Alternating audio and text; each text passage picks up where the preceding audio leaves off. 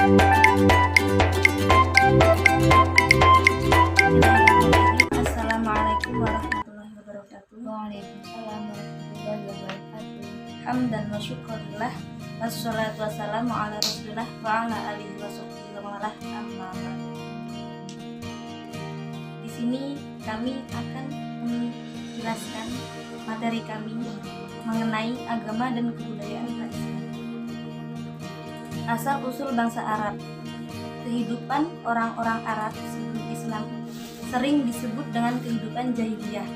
Akan tetapi, jahiliyah dalam pengertian suatu tata kehidupan yang terlepas dari nilai-nilai ajaran agama.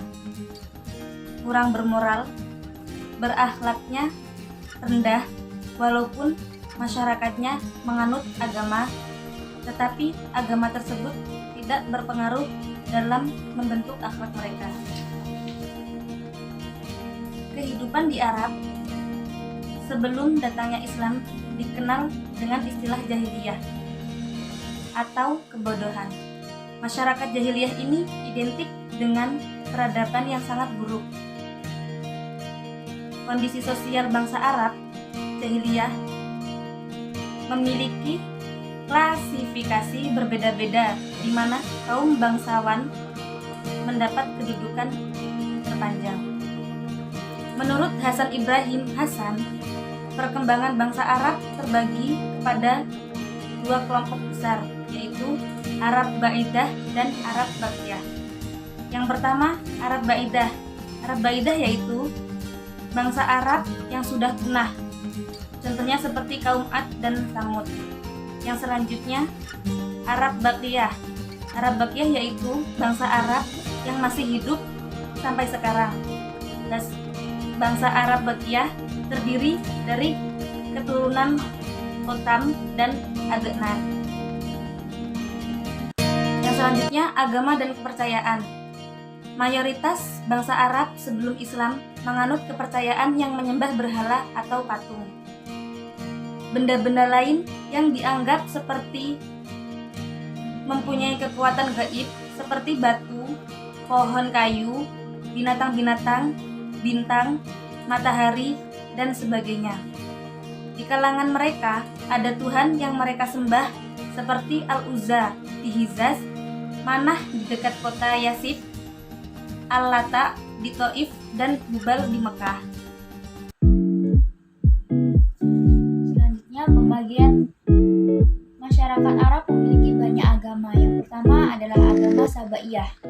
Agama Sabaiyah ini sendiri menganggap bahwa matahari dan bintang-bintang adalah Tuhan mereka yang memiliki kekuatan. Agama Sabaiyah sendiri yaitu agama yang dianut oleh Arab Fathon atau kaum Saba. Jadi agama Sabaiyah ini mereka menganggap bahwa bintang-bintang adalah Tuhan mereka. Jadi mereka percaya adanya Tuhan itu dalam bintang. Yang kedua ada agama Yahudi. Agama Yahudi ini dianut oleh penduduk Yaman yang berada di daerah Yaman.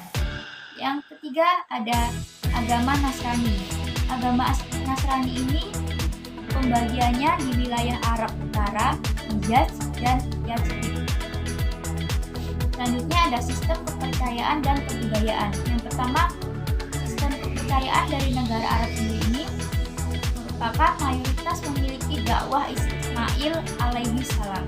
Yang dimaksud adalah menyembah Allah dan mentauhidnya. Jadi, kedudukan dari mayoritas bangsa Arab ini mereka mengikuti dakwah dari Nabi Ismail alaihi salam, yaitu menyembah Allah dan mentauhidkannya.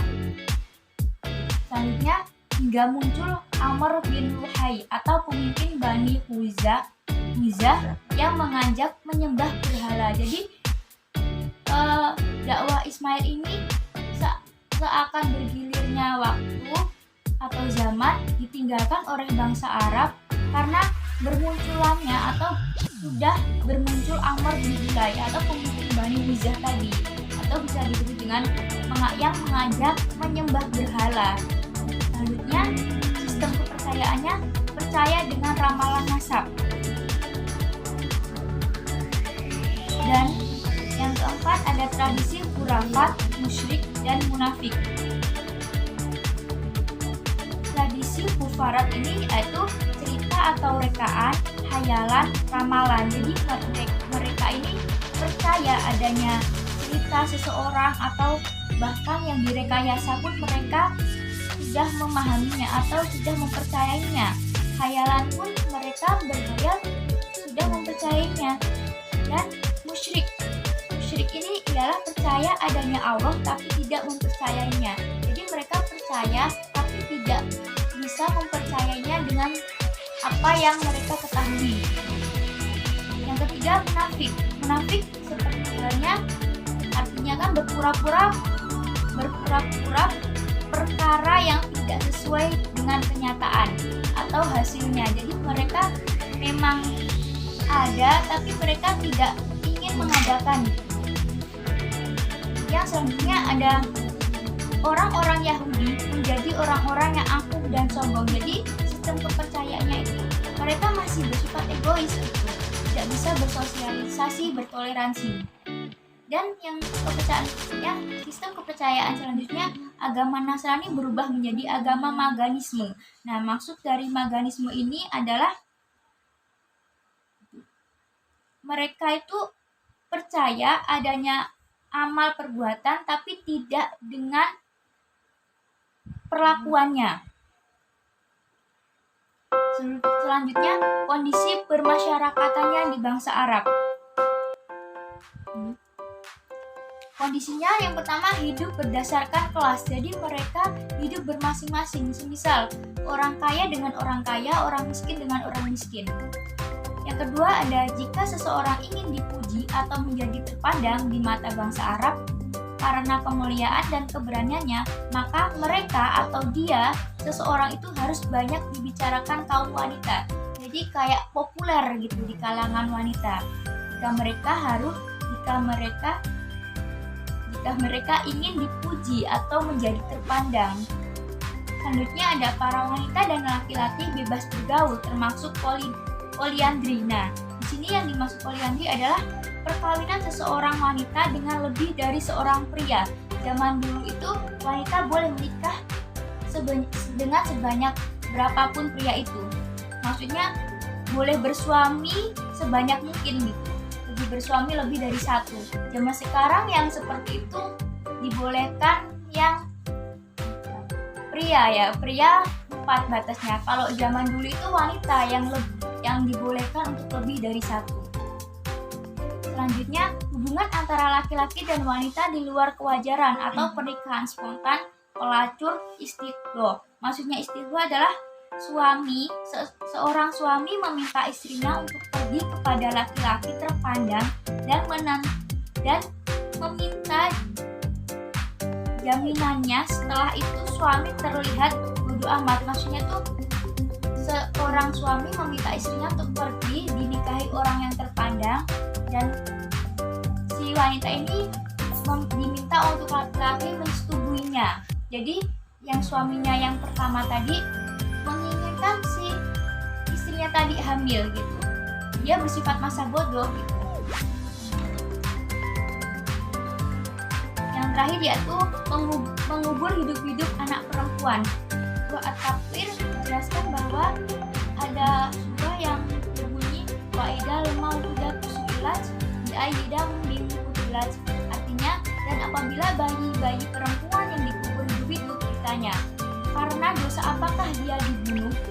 Dan sebelum datangnya Islam membunuh anak-anak, baik lelaki maupun perempuan, di dalam surah An-Nam ayat 151-nya, dan janganlah kamu membunuh anak-anak kamu karena takut kemiskinan.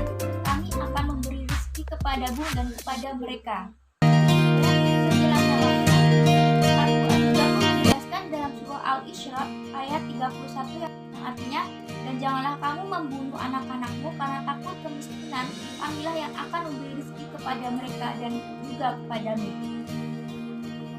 Bagian cerita lagi dijelaskan bahwa budaya bangsa Arab sebelum datangnya Islam menjajakan para budak pemuda atau budak perempuan muda sebagai pelacur di depan pintu. Misal di depan pintu rumah mereka, si si budak perempuan ini akan dipasung atau dipasangkan bendera merah supaya orang-orang tahu bahwa dia adalah seorang pelacur dan para lelaki akan mendatanginya.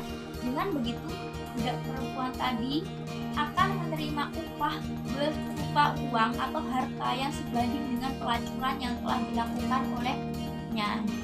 Jadi zaman dulu itu seorang wanita adalah hiburan gitu, cuman buat ya udah ini uang aku mainin kamu gitu. Kalau zaman gitu seperti itu.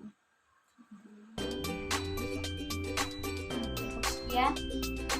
Baik, sekian penjelasan materi dari kami akhiri. Allahumma